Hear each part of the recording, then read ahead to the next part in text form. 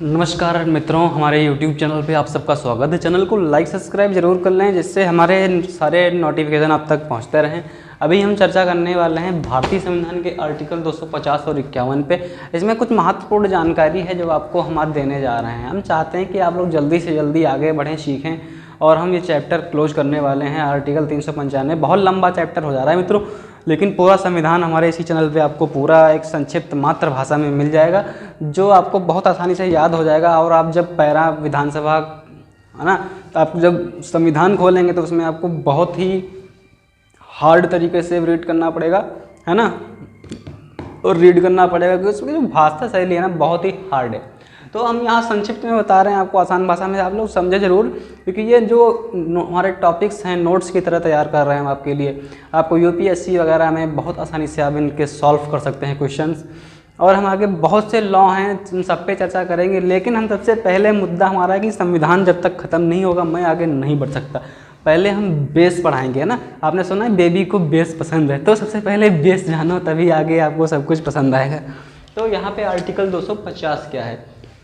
Article 250 में बोला गया है, यदि आपात की उद्घोषणा परावर्तन में हो तो राज्य सूची में संसद की विधि बनाने की शक्तियाँ क्या क्या होंगी। संसद की शक्तियाँ जानते हैं, जब आपातकाल की उद्घोषणा में परावर्तन हो तो आप जान लेते हैं संसद के पास शक्ति है। क्या शक्ति है? संसद के पास शक्ति है कि राज्य सूची में जो लिखा है उन सब पे संसद कानून बना सकती है। ये किस में बोला गया है? आर्टिकल 250 250 में। फिर क्या कहता है? जब संसद कानून बना सकती है तब क्या होगा? और जब आपातकाल चल रहा हो, जैसे कोरोना वायरस आ गया ना, आपातकाल आ गया ना, तब क्या होगा?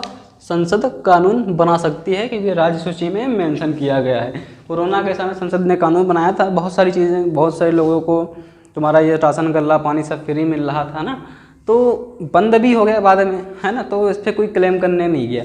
तो ये तो एक हमारा अलग विषय होगा। ये जो विषय है वो नीति निर्देशक तत्व का है, क्योंकि नीति निर्देशक तत्व में आपको हमने बताया था कि जो सामान आपको मिल रहा है वो राज्य के अधीन है, सरकार के अधीन है, केंद्र सरकार के, वो नीति निर्देशक तत्व के अंतर्गत है। उस पर आप सुप्रीम कोर्ट नहीं जा सकते कि आप वहाँ जाके बोलें कि हमारा फंडामेंटल राइट्स था राशन लेना का। आपका फंडामेंटल अधिकार थोड़ी ना है। आपको सरकार वायरस से निपटने के लिए कि सब लोग बेरोजगार हो गए थे, उस समय सरकार ने आपकी मदद की, तो मतलब मदद के तौर पे था, कोई क्लेम करने तो जा नहीं सकते, वहाँ सब सारा मेंशन किया गया। लेकिन ये थोड़ा अलग है। तो यहाँ पर संसद कानून बना सकती है जब आपातकाल चल रहा हो। फिर क्या होगा? जब कानून बनेगा तब राज्य लिस्ट से बनेगा। किससे बनेगा? राज्य सूची से बनेगा। और यह जो कानून होगा 6 महीने बाद ख़त्म भी हो जाएगा, क्योंकि जो कानून बनता है वो सिर्फ 6 महीने के लिए बनता है। 6 महीने बाद वह कानून अपने आप ही डिस्ट्रॉय हो जाता है। ये किस में बोला गया? आर्टिकल 250 में। फिर यहाँ पर नेक्स्ट क्लॉज क्या है? आपातकाल का जो कानून होगा पहले ही मिटा दिया गया हो तब वह लागू नहीं होगा। सीधी सीधी बात यह है कि आर्टिकल 250 में बोला गया है जब किसी राज्य में आपातकाल चल रहा हो, आपातकाल युद्ध घोषणा में परावर्तन हो गया हो, तो संसद जो शक्तियां हैं विधि बनाने की वो सब उपयोग कर सकती है। तो आर्टिकल 250 के अंतर्गत सबसे पहला पॉइंट ये है, जो राज्य सूची में लिखा है संसद को कानून बनाने की शक्ति आपातकाल के रूप में, तो संसद कानून बना देगी जब आपातकाल चल रहा हो, है ना। जब कानून बनेगा तो राज्य लिस्ट से बनेगा, है ना, और 6 महीने बाद वह कानून खत्म हो जाएगा, है ना। जो आर्टिकल 250 ना होता तो ये संसद पता नहीं कब तक कानून चलाती, तो 6 महीने तक ही संसद का कानून वैलिड रहेगा। फिर यहाँ आपातकाल का कानून जो है मिटा दिया गया है, तब वह कानून जो बना है 6 महीने वाला वह लागू ही नहीं होगा। फिर आओ जान लेते हैं आर्टिकल 251 क्या है। संसद द्वारा 250 व 49 के अधीन बनाई गई विधियाँ, है ना, राज्यों के विधानमंडल द्वारा बनाई गई विधि में असंगति। अब संसद और राज्य दोनों ने 249-50 में एक कानून बना दिया, है ना।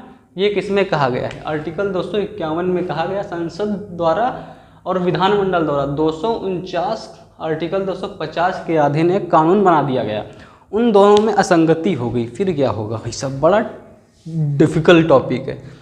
जब संसद ने भी 249 पे कानून बना दिया और हमारी विधानसभा ने ऐसा कानून बना दिया 249-50 आर्टिकल पे, तब क्या होगा? तब होगा क्या कि आर्टिकल 249 व 50 में राज्य व केंद्र दोनों ने कानून बना दिया और दोनों में सहमति नहीं है तो क्या होगा, तब क्या होगा, संसद का कानून लागू रहेगा, क्योंकि संसद बड़ा है, संसद को पूरे भारत के क्षेत्र में कानून बना सकती है, पिछले आर्टिकल ने बताया था आपको। लेकिन तब राज्य का कानून लागू नहीं रहेगा और संसद का कानून लागू रहेगा। कब तक लागू रहेगा, 1 साल तक, है ना, 1 साल तक कानून लागू रहेगा। फिर क्या होगा, दोनों में अगर सहमति है, दोनों के कानून सेम टू सेम हैं, उस कंडीशन में सहमति रहेगी तब कोई दिक्कत ही नहीं आएगी फिर, है ना। जैसे हमने कहा कि ये आम है और इसने भी कहा ये आम है, तो भाई आम है तो आम है, उसमें गलत क्या है ना। हमने कहा आम है, ये कह दिया इमली है। अब हम संसद हैं, वो राज्यसभा, वो है तुम्हारा विधानसभा, तब क्या होगा, जो वही बड़ा होगा घर का, वही जो कहेगा वही छोटे बच्चे मानेंगे ना, तब क्या होगा, यहाँ असंगति पैदा हो गई।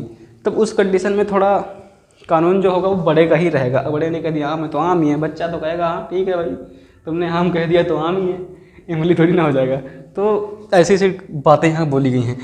फिर क्या होगा, संसद का कानून खत्म होने के बाद, जैसे संसद ने कानून लगा दिया और 1 साल बाद वह खत्म हो गया, तब क्या होगा, राज्य का कानून लागू हो जाएगा। तो यहाँ पे इस तरीके से संसद के जो कानून हैं और विधानसभा के कानून हैं, उन दोनों के आर्टिकल 250 49 बनाए गए हैं। तो जहाँ पे जो बड़ा होगा उसका कानून लागू रहेगा, लेकिन उसके लिए कानून लागू का नियम था कि 1 साल तक रहेगा। फिर 1 साल तक कानून संसद का लागू रहेगा, 1 साल बाद वह कानून हट जाएगा, राज्य का लागू हो जाएगा। तो आर्टिकल 251 और 250 सेम थे। चैनल को लाइक सब्सक्राइब शेयर कर लें। धन्यवाद।